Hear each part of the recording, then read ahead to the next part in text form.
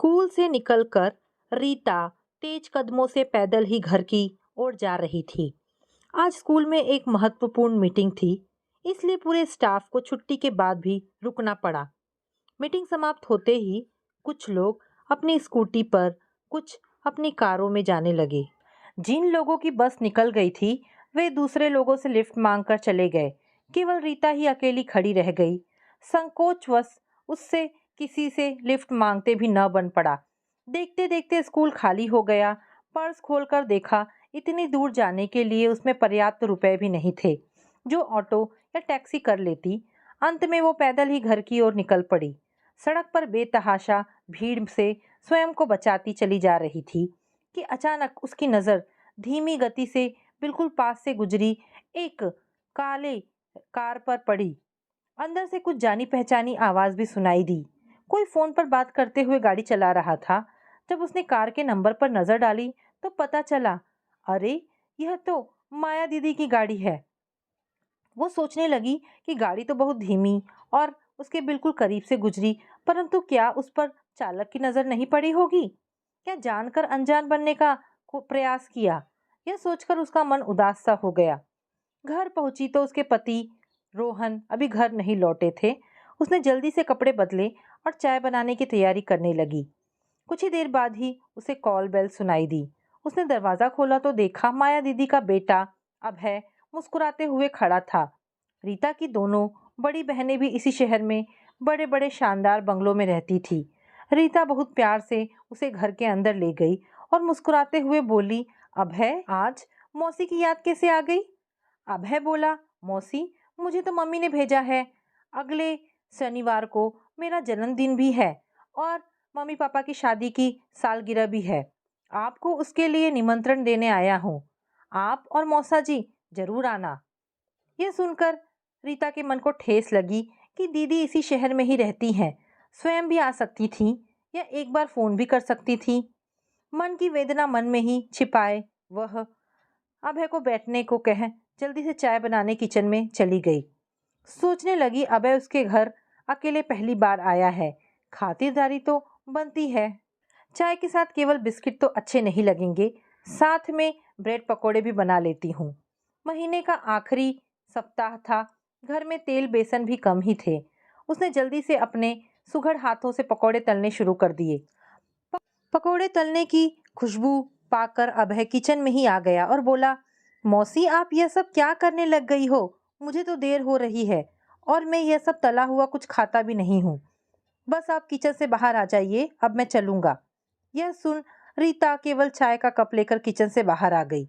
अभय को चाय देकर दीदी के हाल चाल पूछने लगी, परंतु अभय रुकने के मूड में ही नहीं था। वह बोला, मौसी, दरअसल मम्मी ने आपके लिए कुछ भेजा था, इसलिए मुझे आना पड़ा।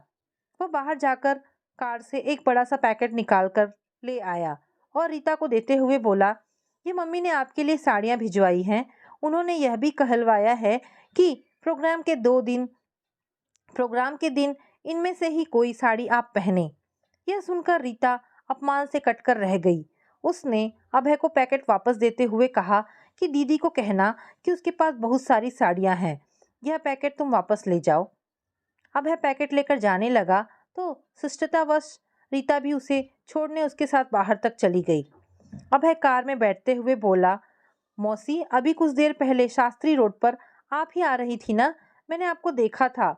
बहुत भीड़ होने के कारण मैंने गाड़ी नहीं रोकी। यह सुनकर रीता मन ही मन बहुत आहत सी हो गई। चेहरे पर फीकी मुस्कान लाते हुए बोली, कोई बात नहीं। अभय चला गया। कुछ ही देर बाद उसके पति रोहन भी आ गए। हाथ मुंह धोकर चाय पीने बैठे तो चाय के साथ पकोड़े देख खुश हो गए। बोले, वाह, आज तो मजे आ गए। बेचारी रीता चुप्पी साधे रही।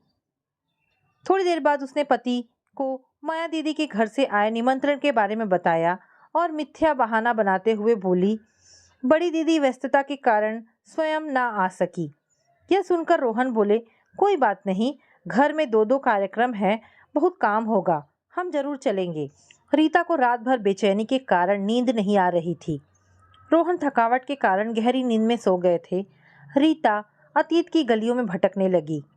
भटकते भटकते वह बहुत दूर निकल आई। पुरानी यादों के रास्ते बहुत लंबे थे, उनका कोई और छोर ही नहीं था। उसके पिता विजय जी कपड़ों के थोक व्यापारी थे। उनका घर धन धान्य से संपन्न था। जीवन आनंद से बीत रहा था। उसके पिता की गिनती शहर के माने हुए धनाढ़ और गणमान्य लोगों में हुआ करती थी। उसकी माँ कमला बहुत नम्र और मिलनसार महिला थी। जब कमला पहली बार गर्भवती हुई तो विजय जी की खुशी का कोई अंत न था। उन दोनों को खानदान का वारिस के जन्म लेने की उम्मीद थी। उस समय में लोग बेटे को ही खानदान का वारिस माना जाता था। समय आने पर कमला ने जुड़वा बेटियों को जन्म दिया। इस पर सब नाते रिश्ते वाले कहने लगे कि उनके घर लक्ष्मी की और अधिक कृपा होने वाली है। बच्चियों के जन्म पर सारे रीति रिवाज बड़ी धूमधाम से किए गए। कहीं पर कोई कसर नहीं छोड़ी गई।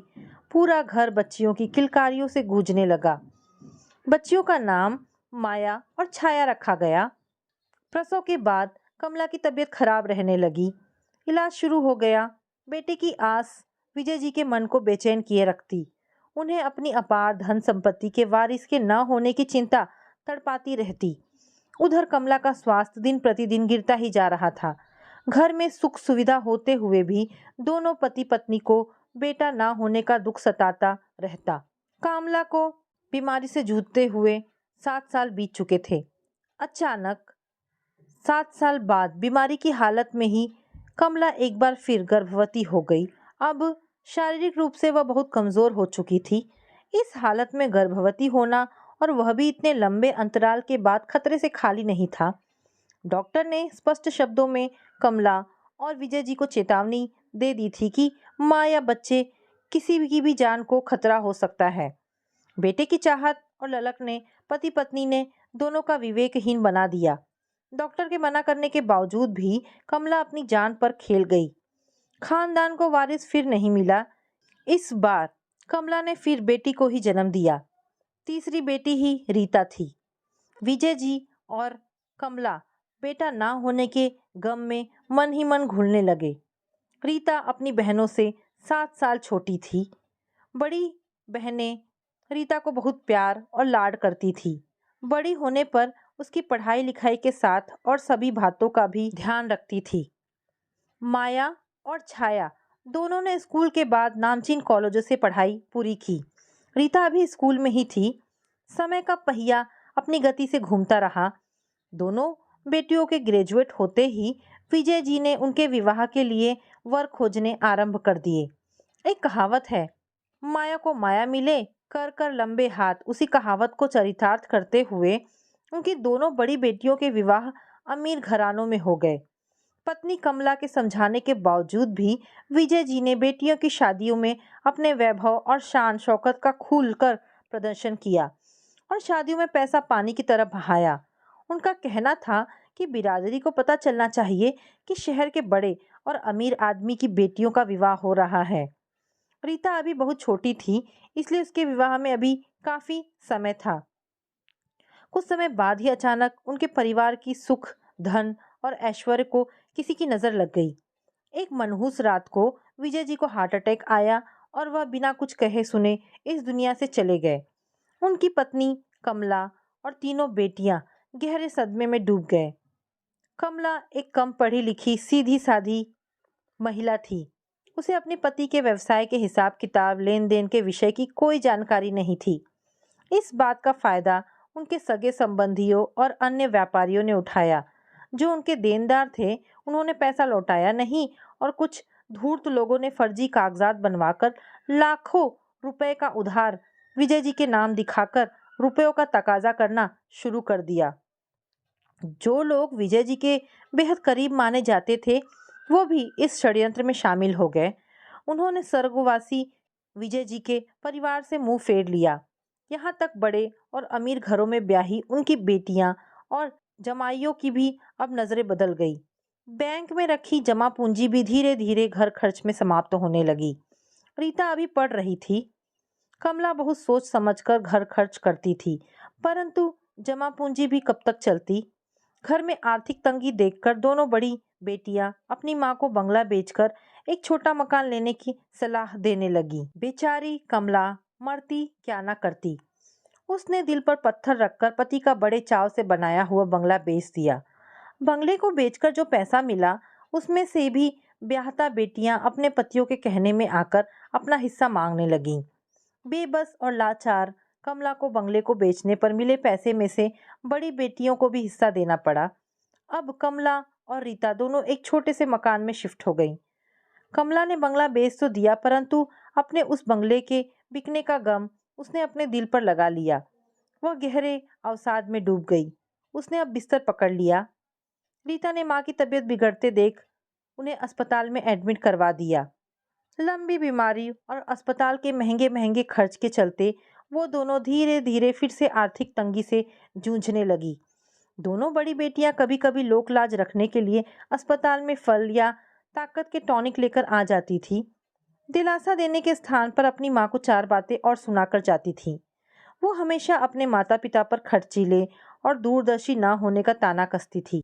कमला का दिल अपनी बेटियों के तानाकशी से टूटकर बुरी तरह छलनी हो जाता था, परंतु फिर भी जुबान पर ताला डाले चुप्पी साधे बैठी रहती थी। अपनी बड़ी बहनों के रोब दाब के सामने बेचारी रीता की भी कुछ पेश नहीं चलती थी। वह उनसे सहमी सी रहती थी। अचानक एक दिन रीता को अस्पताल में माँ की बचपन की एक प्रगाढ़ सहेली आशा जी दिखाई दी। वह भी अपने बेटे के साथ अपने इलाज के लिए आई हुई थी। किसी समय में दोनों सहेलियां एक दूसरे के बहुत नज़दीक थीं। विवाह के बाद भी उनके आपसी संबंध बने रहे। आशा जी का एक बेटा था जो कमला की बड़ी बेटियों के साथ का था, परंतु हालात कुछ ऐसे बन गए कि कुछ सालों से दोनों सहेलियां अपनी अपनी परेशानियों में घिरी एक दूसरे से मिल नहीं पाई थीं। आशा जी के पति तो बहुत पहले ही एक दुर्घटना का शिकार होकर इस दुनिया से विदा ले चुके थे। अपने इकलौते बेटे को इंजीनियरिंग करवाने के सपने देखते थे। उनका बेटा रोहन बहुत होनहार भी था। रोहन बहुत धैर्यशाली और दृढ़ प्रतिज्ञ युवक था। उसने माँ और पिता का सपना पूरा करने के लिए इंजीनियरिंग की पढ़ाई की और एक प्राइवेट कंपनी में नौकरी भी कर ली। पिता सरकारी स्कूल में शिक्षक थे। उसकी माँ आशा को पिता की पेंशन का कुछ हिस्सा मिलता था। रोहन ने धीरे धीरे पिता द्वारा मकान खरीदने के लिए लोन की किश्तें भी देनी शुरू कर दी। इतने सालों बाद मिलने पर दोनों सहेलियों ने अपने दुख दर्द एक दूसरे से साझा किए, अपनी अपनी आप बीती एक दूसरे को सुनाई। कमला रोहन के व्यक्तित्व की सादगी, विनम्रता और उच्च चरित्र जैसी विशेषताएं देखकर बहुत प्रभावित हुई। उसने आशा से रीता के लिए रोहन का रिश्ता मांग लिया। यद्यपि रोहन और रीता की उम्र में 8 साल का अंतर था। इस बात का कमला और आशा दोनों को पता था, परंतु कमला ने रोहन के गुणों पर नजर रखते हुए उम्र की इस बाधा को अनदेखा कर दिया। सब कुछ साफ और स्पष्ट था, इसलिए इस विवाह में आशा को भी किसी प्रकार का इनकार नहीं था। देखते देखते दोनों सहेलियों की यह पुरानी दोस्ती रिश्तेदारी में बदल गई। बेहद सादगी से रोहन और रीता का विवाह संपन्न हो गया। संघर्षों की आग में तपकर रीता भी बहुत समझदार हो चुकी थी। रोहन जैसे गुणवान और समझदार पति को पाकर वह बहुत प्रसन्न थी। रीता और रोहन दोनों ने मिलकर अपने भावी जीवन के लिए कुछ बातें तय कर ली। जैसे अब रीता भी नौकरी करेगी। रोहन के प्रमोशन की परीक्षा होने के बाद ही वो दोनों अपने परिवार को आगे बढ़ाएंगे। रीता बीएड तो कर ही चुकी थी। थोड़ा प्रयास करने पर रीता को एक स्कूल में अध्यापन कार्य मिल गया। दोनों पति पत्नी ही एक दूसरे की भावनाओं और जरूरतों का ख्याल रखते थे। कमला शायद रीता के विवाह के लिए ही जीवित थी। रीता के विवाह के बाद वह अवसाद और कमजोरी से लड़ते लड़ते आखिर इस दुनिया से विदा हो गई। रीता ने उस मकान पर ताला लगा दिया। अपनी दोनों बड़ी बहनों को उसकी एक एक चाबी दे एक चाबी अपने पास रख ली। जब कभी माँ और पिता की याद आती तो कुछ समय वहां बिता आती। ससुराल में जाकर रीता ने अपनी सेवा से पति और सास दोनों का दिल जीत लिया। रोहन के ऑफिस में प्रमोशन के लिए परीक्षाएं होती रहती थी। रोहन भी इनकी तैयारियों में जुटा था। जब कोरोना की महामारी फैली तब दुर्भाग्यवश रोहन की मां का भी कोरोना ग्रस्त होकर स्वर्गवास हो गया। रोहन शोक सागर में डूब गया।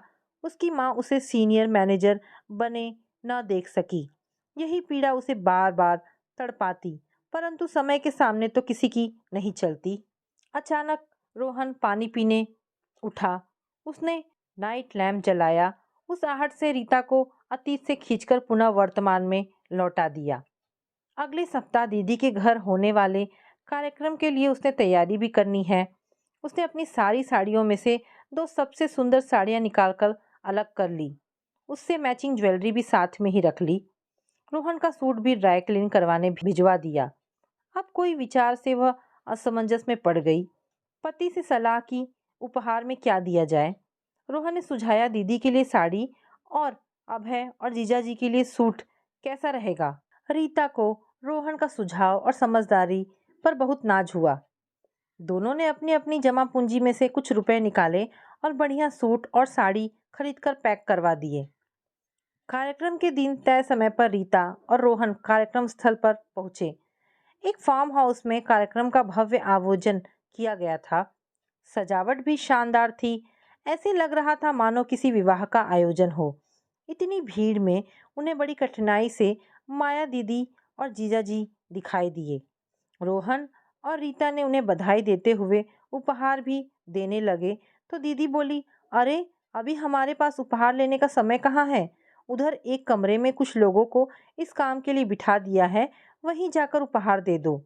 रोहन ने बड़े अपनेपन से दीदी से पूछा कि हमारे योग्य कुछ काम हो तो अवश्य बताएं। माया दीदी व्यंग से हंसते हुए बोली, तुम लोग देख नहीं रहे हो क्या? इस सारे काम के लिए कार्यक्रम प्रबंध वालों को लाखों रुपए देकर सारी जिम्मेदारी सौंपी गई है। यह कहते कहते एकाएक दीदी की नजर रीता की साड़ी और जेवर पर पड़ी। वो आवेश में आ गई और बोली, रीता यह क्या? तुम फिर वही पुराने फैशन की साड़ी पहनकर आ गई हो। तुम्हारे सारे जेवर भी आर्टिफिशियल पहन रखे हैं क्या? तुम्हारे पास सोने या डायमंड के कोई भी जेवर नहीं है जो किसी खास मौके पर पहन सको? मैंने तुम्हें उस दिन इतनी सुंदर नए फैशन की साड़ियां भिजवाई भी थी, पर तुम्हारा अहम आड़े आ गया। अरे तुमने अपनी नहीं मेरी इज्जत का तो कुछ ख्याल किया